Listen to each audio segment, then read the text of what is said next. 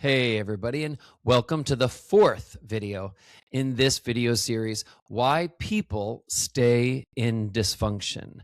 This is the fourth video in this series, and each video is like a building block. I have set it up so that each one leads to the next. And what we're doing here is we are looking at the overall architecture, the psychological reasons why a person gets stuck staying in dysfunction.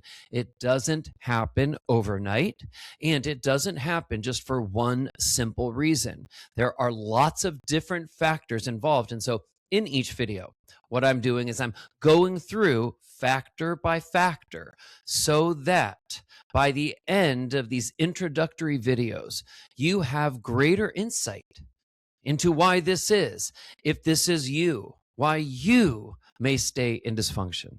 If this is someone that you care about or you love, maybe it's a child of yours or a best friend, maybe it's even a parent that you have, you can better understand. And once we have more insight, well, then we can start to think about behavior change. But the insight comes first, I believe. And so in this video, we are ready to talk about the mix of feelings that ride along with anyone who stays in dysfunction. And it is a true mix of feelings. And I'm going to walk you through many of those feelings so that you are more likely to see them, to detect them when they come up. But first, I just want to make a couple of disclaimers. You know, in this video series, I am talking about why people stay stuck in dysfunction. One thing that I just want to acknowledge to everyone out there who is really dealing with a dysfunctional situation and they don't feel they can actually change, sometimes there are people who get stuck in dysfunction, and the reason, or at least a major reason why they don't change, why they don't get out of the dysfunction, is because of an issue that is really about a roof over their head, about finances, being able to simply pay for groceries when groceries are more expensive than ever before. We are talking in some cases about someone who simply can't, because of the unique circumstances financially that they are in. There is a financial dependence in their situation where they simply can't just make major changes. So I do just want to acknowledge that I understand that I am not trying to come from some preachy, high and mighty place that says everyone, period, should be able to get out of dysfunction. Unfortunately, it's not always that easy. But the truth is, this video series is really meant for the vast majority of people who are stuck, and actually it's not a roof over their head issue. It's not about having groceries, food to put in their mouth or maybe the mouth of their children or whoever happens to be living with them, happens to be dependent on them, okay? So that's the first disclaimer that I want to make. And then also the second disclaimer that I want to share is for anybody who is trying to find themselves in these videos, who is asking themselves the really honest question, are they one of these people? Does this apply to them? Would they call their situation overall dysfunctional? Are they at the point where they're stuck in dysfunction? Or is this just an isolated week or two? Or, their circumstances are really just so specialized that this doesn't apply? One thing that I want to say is that many, many people, and I would even argue most people in their lifetime, will find themselves at one point stuck in some type of dysfunction.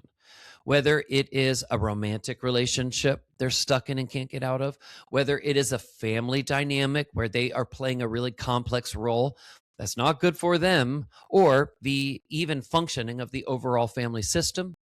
It could be for others a behavioral rut they've gotten stuck in and they can't get out of this behavior that's not good for them, that may be harming them. So there are a lot of universals that apply when we talk about dysfunction. There is a tremendous amount of overlap in the shared experience of people, of adults, when we talk about dysfunction. So please, I don't want anybody to feel like this is in any way making them someone who is abnormal or overly pathological, because this is a human nature problem. We as human beings are very imperfect. I believe rather than label yourself as anything that might keep you stuck in a hole forever, say to yourself, hold on, this is the problem. And now I'm understanding, I'm getting educated better about it so that I can go about trying to fix it. That is a mindset that can serve you really well in your life. All right. So, all right, now I get to practice what I preach and take a deep breath.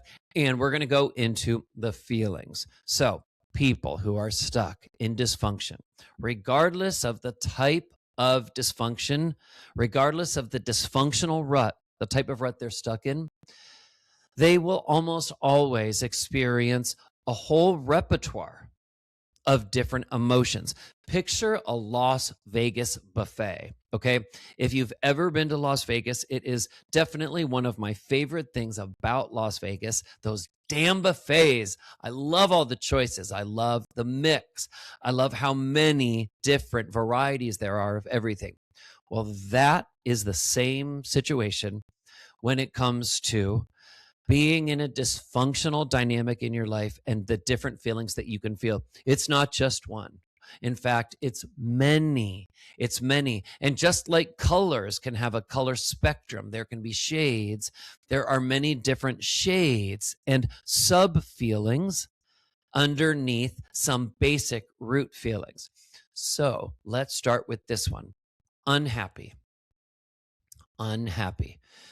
People, as a rule, overall, when they find themselves stuck in dysfunction in their life, they are usually unhappy.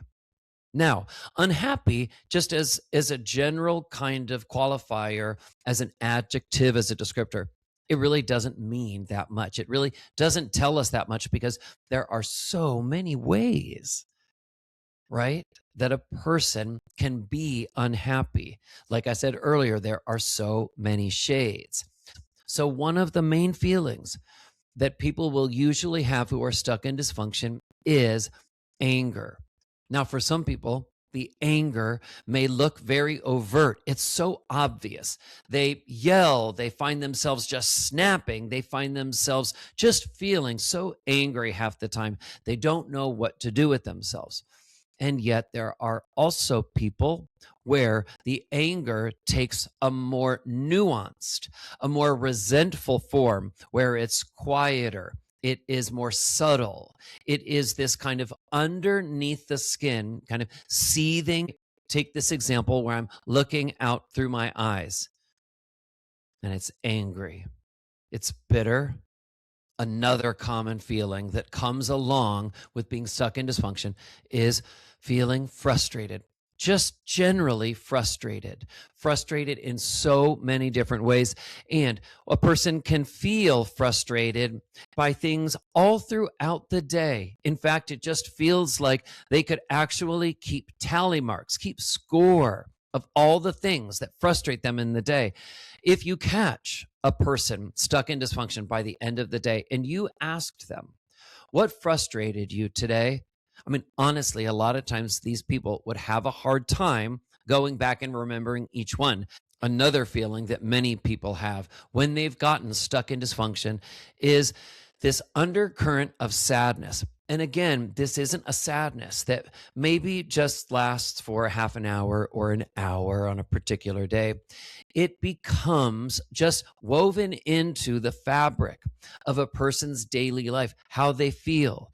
They start feeling sad and maybe even somewhat depressed to the point where they really don't find themselves looking forward to much.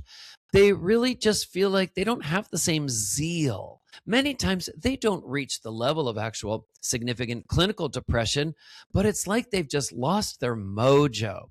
They have sort of felt beaten down by the confines of their own life that They just kind of lost that spring in their step. They just feel sad. If you were to say on a 1 to 10 scale, how sad is somebody, the average person stuck in dysfunction? I would say it's probably just consistently like a 6 or a 7, okay? To give you some kind of an idea. There's also a component where a person stuck in dysfunction comes to feel helpless. Helpless. And there's actually something in psychology and research, a ton of research on this, called learned helplessness. The individual can actually come to learn helplessness. Their life going through these situations, it actually conditions them to some extent of feeling like they're helpless, stuck in their own life, that they don't feel the self-efficacy, the power, the empowerment to change, to make things better. So this sort of sense of helplessness is actually a really common feeling. I also want to take a moment and talk about, and get ready for this one because it's a big one. It's a doozy, but it's real. And it's the G word, guilty. Guilty. Many, many individuals who find themselves stuck in dysfunction in one way or another in their life, they often, when they think about the idea of trying to change or get out of the dysfunction, to remove themselves from the dysfunction, the idea can often make them feel guilty. It can often make them feel like they shouldn't, or they can apply a morality to why they can't change, that it wouldn't be right, it wouldn't be fair, people wouldn't expect that of them. So guilty is often a reason why people stay in dysfunction. And I just want to say, when we talk about feelings, feelings can be so strong and so intense that they can feel like facts. A feeling, when it's strong and intense, it can feel like it is a fact. It can feel that true. So it's not like we're just up against something simple or something easy that flippantly or in some blasé way we can just wish away. Oh, it's just a feeling. No, a feeling, a strong feeling like guilt, it can be a juggernaut that can keep a person stuck in place, in dysfunction. Okay. The next feeling that I want to talk about is insecure. Insecure. Feeling insecure is one of the hallmark feelings that people stuck in dysfunction come to feel. Just insecure in general. Insecure about their value sometimes as a person. Insecure about their belief in their competence level. Insecure sometimes in their relationships, whether they're loved or cared for or even noticed. Insecure just in general in the world, questioning things like, what's it all for? What's the point of all of this? Sometimes life stuck in dysfunction can start to feel like a drag, can start to feel so repetitive, as if every day is the same. And so there are times when the feeling can just feel like this general insecurity, this general unsettled feeling plopped in the middle of your own life. And then finally, the last feeling that I want to talk about that is part and parcel of the experience of being stuck in dysfunction is feeling afraid. Feeling afraid. And you know what? If you want to ask what a complicated feeling is, name one. There, I'm giving it to you. Afraid. Because afraid relates to fear. And we, as human beings, as hyper socialized, domesticated human beings with complex prefrontal cortices and the capacity for metacognition, being able to think about thinking. We're so complex. We don't just think about it. We can think about thinking.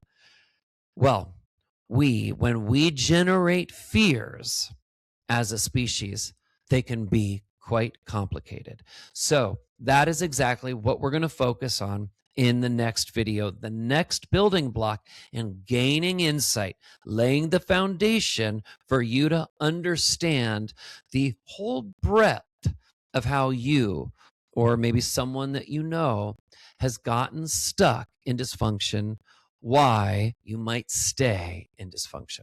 Okay? I'm Dr. Seth, psychologist, and we'll see you next time.